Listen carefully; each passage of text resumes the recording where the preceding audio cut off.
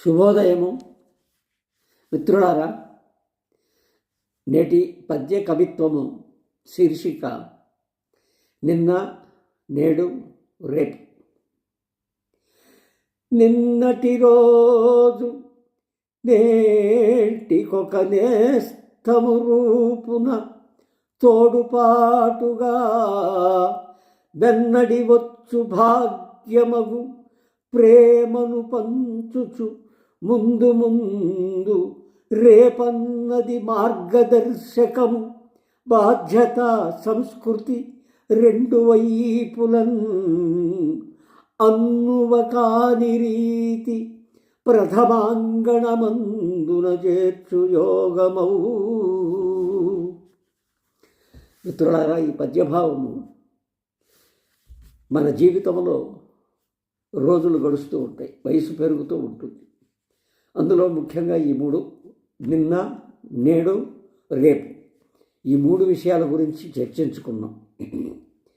నిన్నటి రోజు అంటే నిన్న జరిగిపోయింది, అంతటితో అది పోలేదు. అది మనకి ఒక గురువు లాంటిది. నిన్న జరిగిన కొన్ని సంఘటనలు కానీ మార్పులు కానీ మనకి జీవితంలో ఉపయోగపడతాయి. అందువల్ల నిన్నటి రోజు నేటికి ఒక నేస్తం. ఈరోజు నిన్నటి రోజు ఈ రోజుకి ఒక స్నేహితుడు. స్నేహితుడు అంటే మన మేలు కోరేవాడు, హితుడు. హితము కోరేవాడు హితుడు. నేస్తము రూపున తోడుపాటుగా నిన్నటి రోజు ఈ రోజుకి ఒక స్నేహితుడై మనకి తోడుపాటుగా ఉంటాడు, మనకు కావలసిన దానికి సహాయం చేయడానికి. వెన్నడి వచ్చు భాగ్యమగు. వెన్నడి అంటే వెంట, వెన్నడి వచ్చు భాగ్యమగు, మన వెంట వచ్చేటువంటి ఒక భాగ్యం లాంటిది నిన్నటి రోజు. నిన్నటి రోజు అంటే నిన్న జరిగినటువంటి కార్యక్రమముల సముదాయం మనకు ఏ విధంగా ఏదో ఒకటి నేర్పుతుంది. ప్రతిరోజు ప్రతి విషయం ప్రతి నిమిషం కూడా మనకి మనము జీవితంలో ఒక నేర్చుకోవడానికి ఉపయోగపడుతుంది. దానికి ప్రేమను పంచుచు ముందు ముందు అది ఆ ప్రేమను మనం పంచుతూ ఈ విషయాల్లో నువ్వు తప్పు చేసావని చెబుతుంది, లేదంటే మంచి చేసావని చెబుతుంది.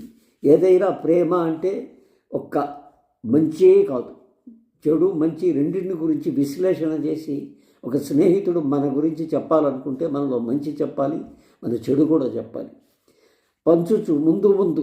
ముందు ముందు ఎలాగంటే రేపన్నది మళ్ళీ రేపు వస్తుంది. ఇవాళ నిన్న అయిపోయింది, ఇవాళ ఈ రోజు అయిపోయిన తర్వాత రేపు. రేపు ఎలాగ ఉండాలంటే రేపన్నది మార్గదర్శకము, దారి చూపేలాగా ఉండాలి. మార్గదర్శకము అంటే దారి చూపుట.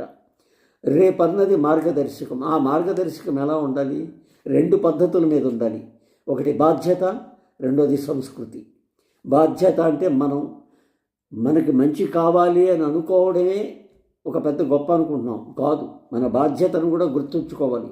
మనం చేసే పని ఇతరులకు ఇబ్బంది కలుగజేయకుండా మన పరిస్థితులు మనం సర్దుబాటు చేసుకుంటూ నెమ్మదిగా ముందుకు సాగడంలో ఉన్న బాధ్యతను కూడా గుర్తు చేస్తుంది. అలాగే సంస్కృతి అంటే మన సంస్కారం, మన వ్యవహారం అన్నీ కూడా అక్కడ నిలబెట్టి ఈ సంఘానికి మనం ఉపయోగపడతాము, మంచి వ్యక్తి అని తెలియచెప్పడానికి కూడా ఉపయోగపడుతుంది. రెండు వైపుల ఏది బాధ్యత సంస్కృతి, ఇవి రెండు వైపులా ఉండి అన్నువ కాని రీతి. అన్నువ అంటే అల్పం, తక్కువ కాదు, దృఢమైనది గొప్పది అయిన రీతిలో ప్రథమాంగణమందున. ప్రథమాంగణము అంటే ఒక పెద్ద విశాలమైన భవనం ఉంటే అందులోకి మనం అడుగు పెట్టడం గొప్ప విశేషమైతే ఆ అడుగు మొదట ఎక్కడ పడుతుంది? మొదటి ముంగిలి లేక ముంగిట, అది ప్రథమాంగణం. అందులోకి అడుగు పెట్టామంటే ఇంక లోపలికి వెళ్ళిపోతాం. ఆ ప్రథమాంగణానికి అంత గొప్పతనం ఉందన్నమాట.